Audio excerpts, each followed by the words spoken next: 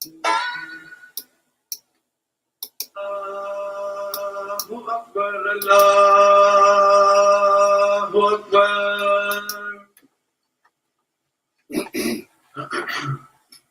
Allahu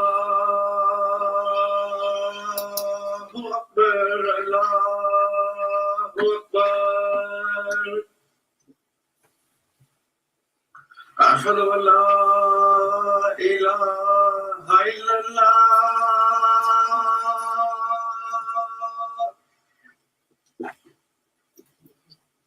أشهد أن لا إله إلا الله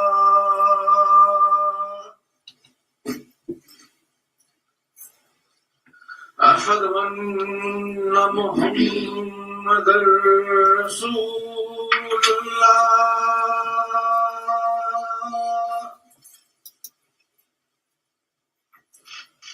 أشهد أن محمدا رسول الله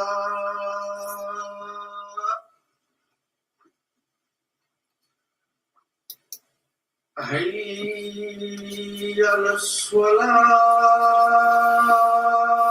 الصلاة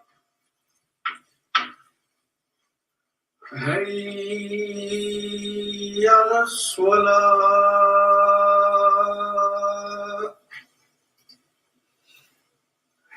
حي على الفلاح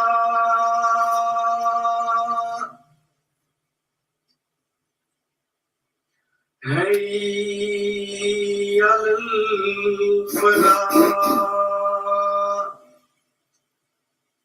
الله أكبر الله أكبر لا إله إلا الله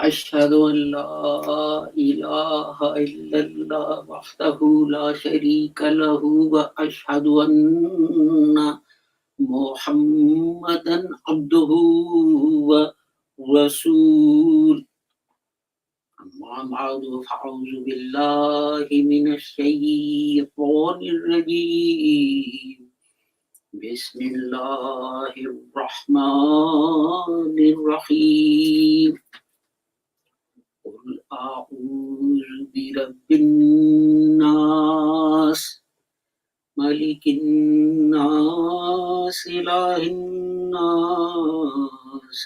من شر الوسواس الخناس الذي يوسوس في صدور الناس من الجنة والناس صدق الله العلي العظيم. This is the last chapter of the Holy Quran, and its English translation is, I seek refuge in the Lord of men, the King of men, the God of men, from the evil of the whisperings of the slinking devil, who whispers into the hearts of men from among the Jinn and the men. This is, as I said, the last chapter of the Holy Quran. And I have recited that because the topic for today's sermon is the Jinn. But before I start with that, I want to remind you that today is Friday, so in your prayers, please remember the whole of humanity, that may Allah keep everyone safe and sound and free from harm. Anyway, as I said, today's topic is the Jinn.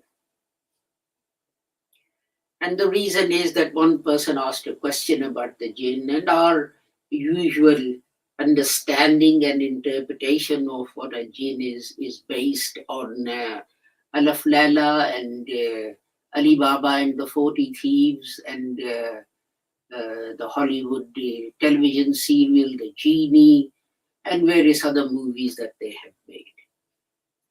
And so this person wrote to me. He didn't write to me. He actually messaged a group which said he's confused about the concept of jinn.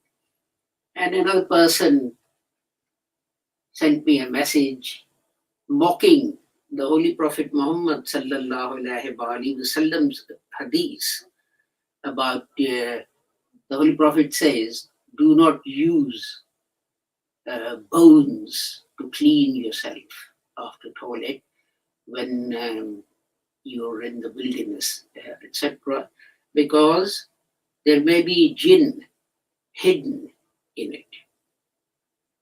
And this person mocked this. So let's look at how this word is used in the Holy Quran.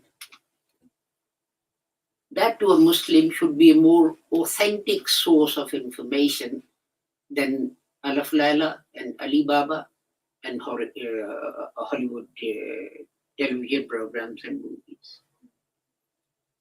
This is the triliteral root of the word is Jim Noon Noon, and it occurs in the Holy Quran 201 times. Once as Jannah, meaning covered, as in chapter 6, verse 76. And then as noun, a jinnah or a jinnat.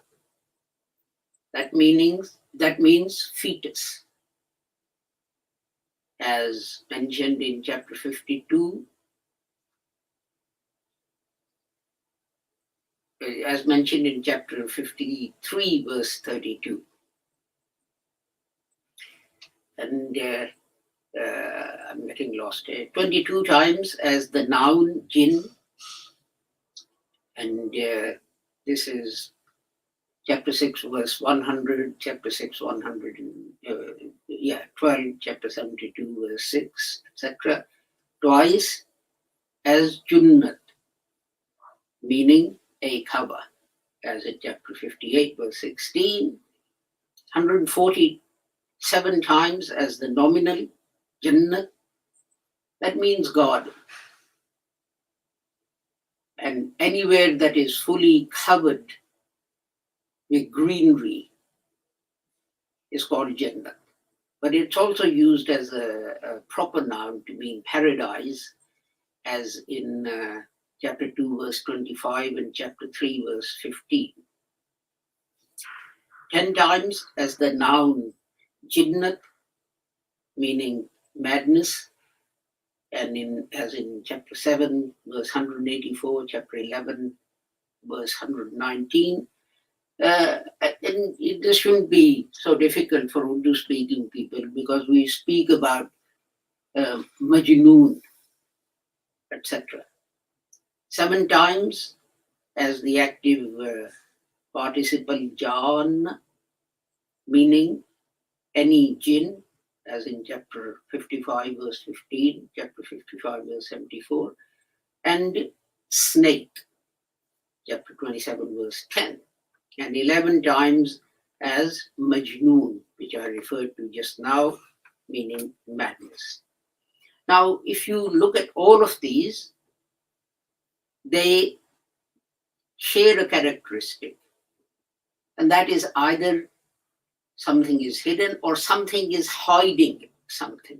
You know, the example I gave, if greenery covers the ground and you can't see any ground, that is called Jannah.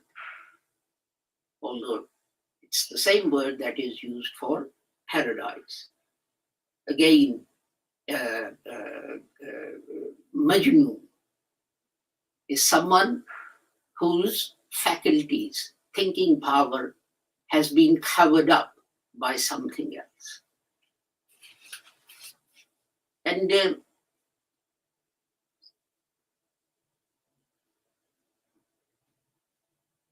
I'll skip and I'll go back to that. because this actually carries on from what I'm saying. So a grave, this word is used for grave because it covers up a body, a funeral shroud, because that covers up a body. So all of them, for all of them, this word can be applied because they hide something. And in fact, in chapter 15, verse 27, the Holy Quran refers to a previous creation using the derivative of jinn, and it says they were created from heat or in heat.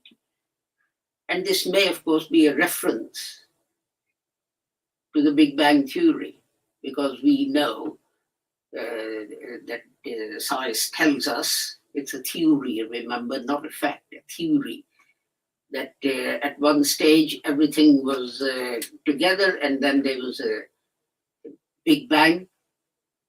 And this is mentioned in the Holy Quran as well, that, everything was left asunder and so on. The Holy Quran says that a previous creation came into being on this earth. So it may have been another type of creation that could stand heat. Because we know that different living things need different temperatures for their life.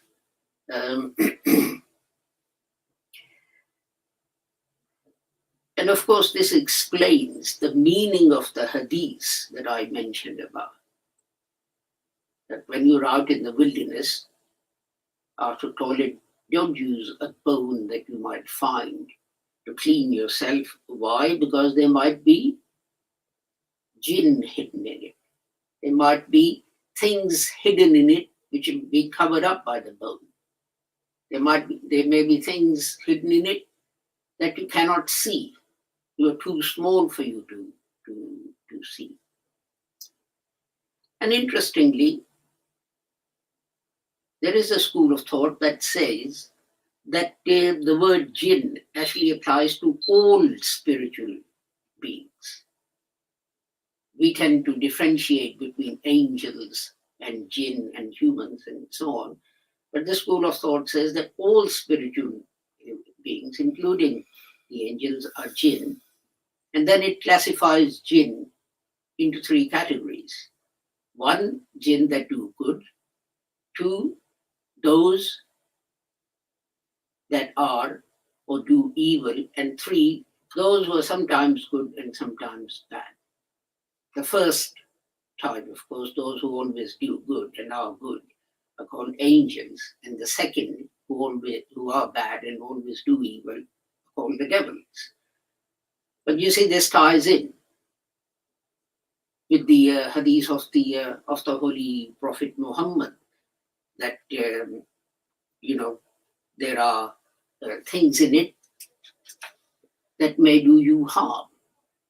I mean, the harm can be physical, the harm can be spiritual, etc., etc. But then people say, well, in many places the Holy Quran refers to man and jinn. So that means it's referring to two different creations. Now, the difficulty arises because we take one meaning of something and we want to apply that's one meaning throughout the Holy Quran. But as I gave you an example, that the Holy Quran uses the word Jannah to mean a ground that is covered by greenery. But it also uses the word to describe paradise or heavens. So we have to use our common sense to see what the Holy Quran, what message the Holy Quran is trying to give us. And this has been one expression of the Holy Quran that has been much misunderstood. Now, we know that the the Holy Quran is for the whole of humanity. The Holy Prophet Muhammad sallallahu alaihi wasallam lived in a town. That town was settled. There were people there, neighbors, and who lived together in shops and Kaaba and all this kind of thing. But there were also nomadic tribes, pretty much like the gypsies have today. So the Holy Quran came to both settled people of towns and also nomadic people, the gypsies. It's not just for one type of persons. And this is, in my view, that when the Holy Quran speaks of men and jinn, that's what it means. Whatever way you choose to live, whether it is as a settled person in a city or whether it is as a nomad. Even today we have these people. We have gypsies, we have people who tied a caravan to the back of a car or something, and they move from place to place, etc. Some people live in tents. And these were the people, because you couldn't see them.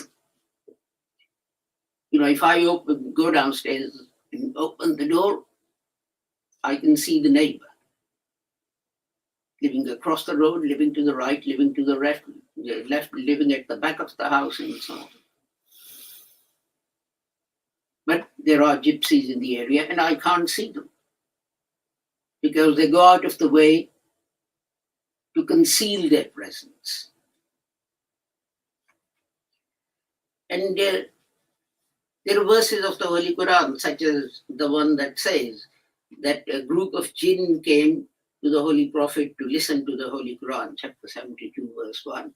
And this is made out to be some strange creatures came to the Holy Prophet and they listened to the Holy Quran and so on. The simple explanation, in my view, would be that they were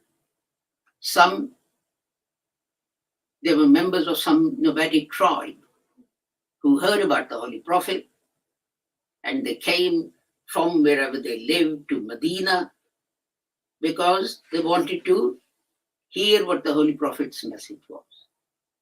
In my view, the explanation is as simple as that. The Holy Quran also talks about, and people take this to be some sort of miraculous supernatural thing. The Quran talks about the jinn doing various things like,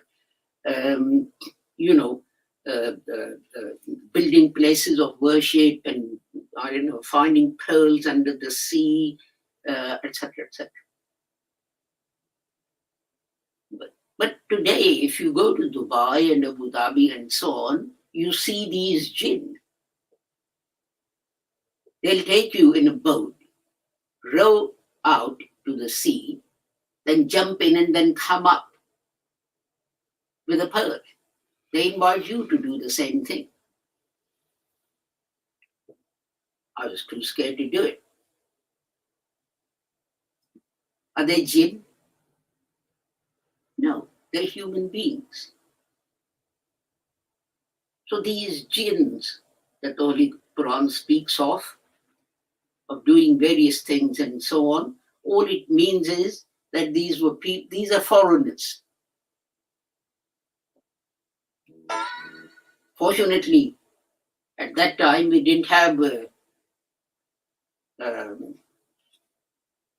conservative government in whatever country it was. Otherwise, all these would have been banned from Palestine, as it was, because the Holy Quran speaks of Solomon using the jinn. All it means is he didn't have enough people. He imported foreign labor, which were nomadic tribes, and said, come and help us. This is exactly what the British government is doing. They've got a skilled worker visa. They've got a seasonal worker visa. What are these things? You're short of labor for a particular type of job, and you say, okay, you can come and work in the UK for 3 months or 6 months or 5 years or whatever. So all the Holy Quran is saying, telling us, is that for thousands of years, civilizations and people have been cooperating together to further the cause of humanity. Now, Suleiman, when he couldn't find enough labor, he imported labor to build that place of worship. I forgot what it was. It's somewhere in the Holy Quran. So, unfortunately, the bad thing is that Jinn is not some spiritual being that is going to come and free Palestine and end hunger and poverty and ignorance in Muslim majority countries. If we want to end that, we have to work and work hard to do that. No Jinn is going to come and tell you, whisper in your ear, the number for the lottery draw, whenever it is, today or tomorrow, and make you a millionaire. If you want to become a millionaire, you have to work, and you have to work hard. But now I go back to the last chapter of the Holy Quran with which I started this. There is a jinn that has been inhabiting this earth for at least 100 years or 150 years. And it made itself known only in the last few years. We perhaps realized it was there, but we took no notice. Why didn't we take no notice? Because as the Holy Quran says, this slinking devil was whispering in our ears the wrong thing. Don't worry about it. Everything is going to be fine. Nothing's going to go wrong. And what was this harmful jinn that did this?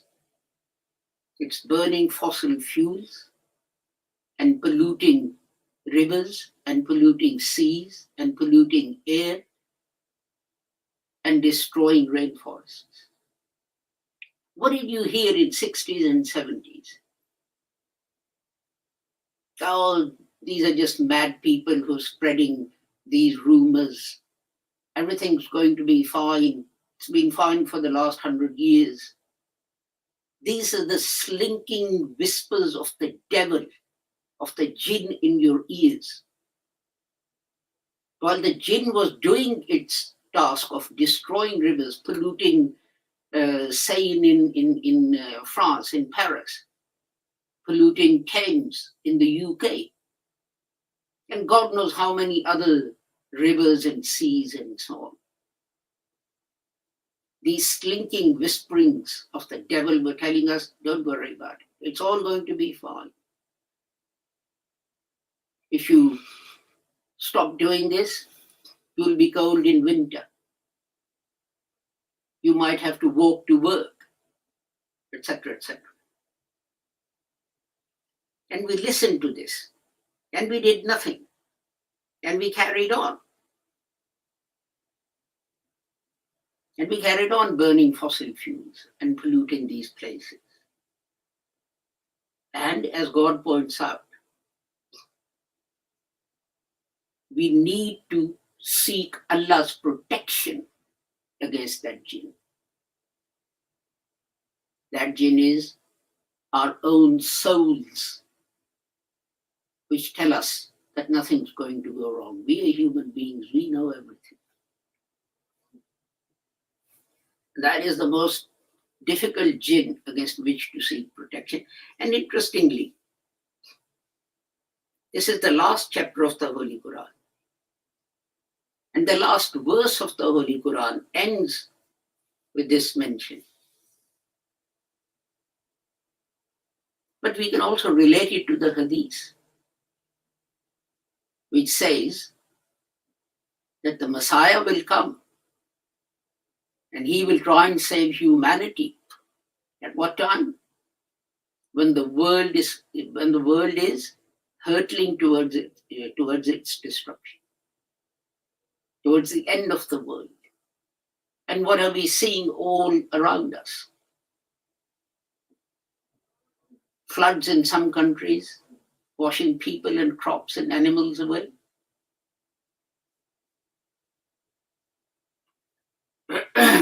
Abnormally high temperatures in other countries, setting fires, burning people, people running. Just imagine if all that land is waterlogged because there have been floods and food has been washed away, crops, wheat and rice and barley and whatever. Or if the earth has been blackened because there have been these immense forest fires, how will we survive? How will we live? How will we protect ourselves against the floods and the temperature? How will we find food? Where will we find food? And yet for 150 years, this devil kept on whispering in our ears, everything's going to be fine. They're just exaggerating. It's never happened before, has it? And at the point where this was going to accelerate, Hazrat Mirza Ghulam Ahmad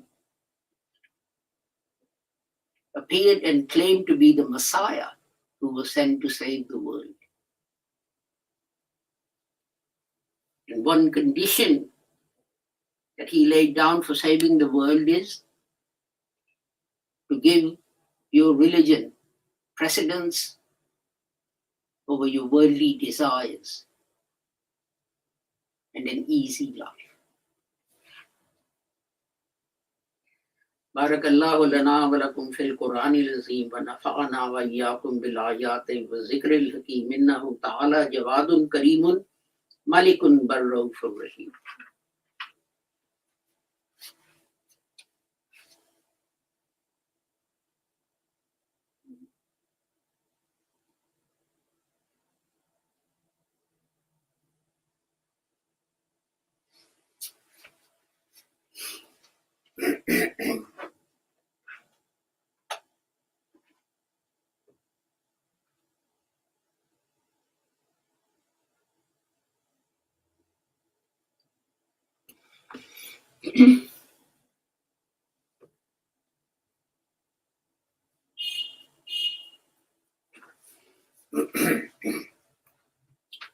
الحمد لله نحمده ونستعينه ونستغفره ونؤمن به ونتوكل عليه ونعوذ بالله من شرور أنفسنا ومن سيئات أعمالنا من يهده الله فلا مضل له ومن يضلله فلا هادي له وأشهد أن لا إله إلا الله وأشهد أن محمدا عبده ورسوله.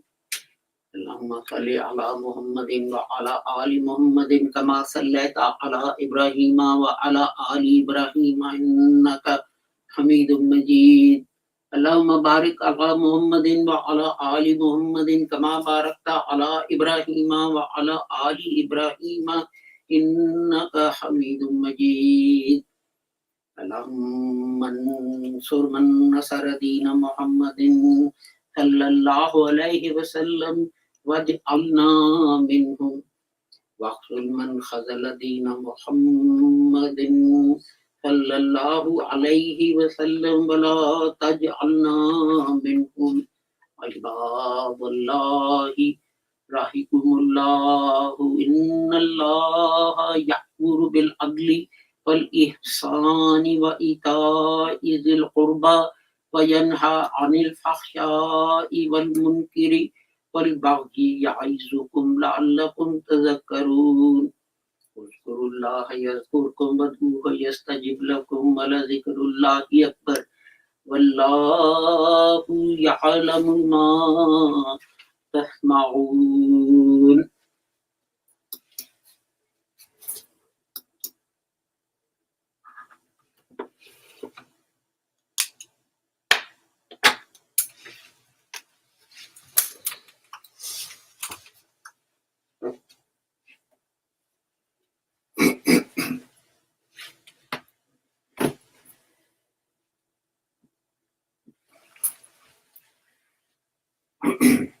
الله أكبر الله أكبر أشهد أن لا إله إلا الله أشهد أن محمدا رسول الله حي على الصلاة حي على الفلاح قد قامت الصلاة قد قامت الصلاة الله أكبر لا إله إلا الله الله أكبر.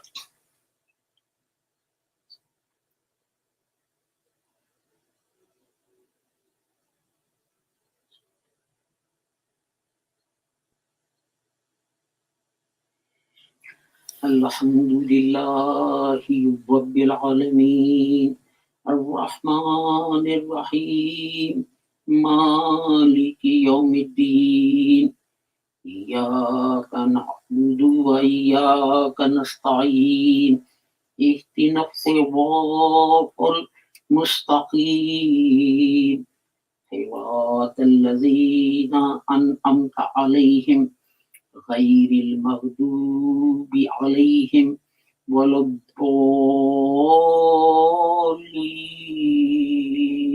آمين. قل هو الله أحد الله الصمد لم يلد ولم يولد ولم يكن له كفوا أحد. الله أكبر.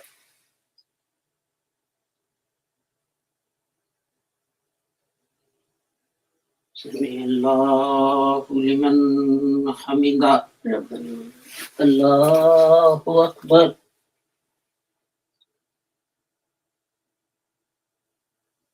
الله أكبر.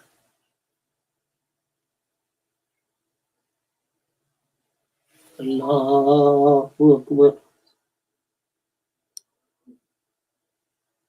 الله أكبر.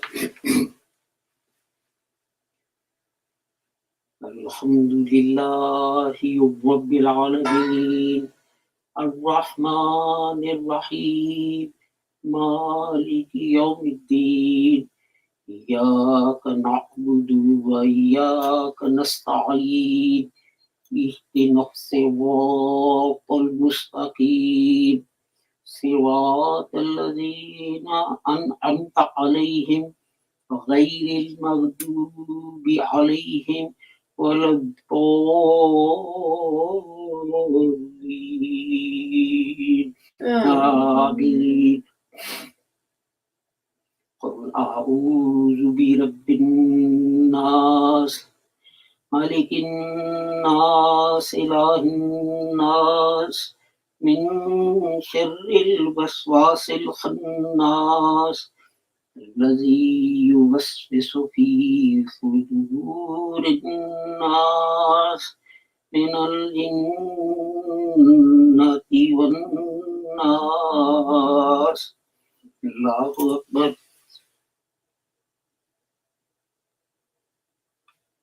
سمع الله لمن حمده ربنا.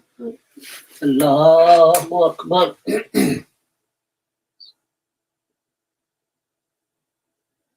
الله أكبر. الله أكبر. الله أكبر.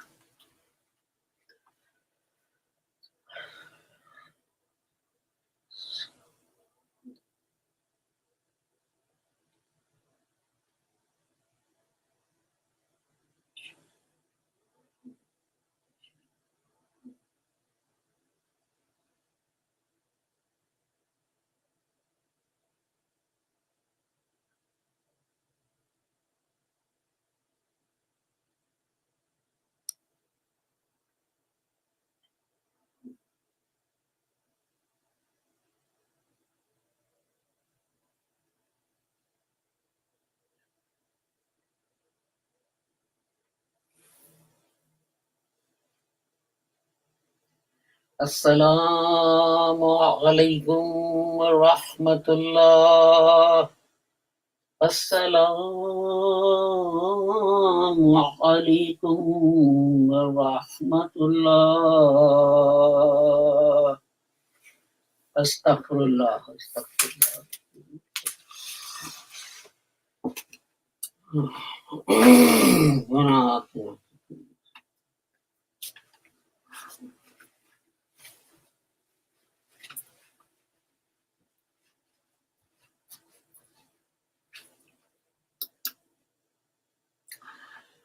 Thank you for joining us for today's service.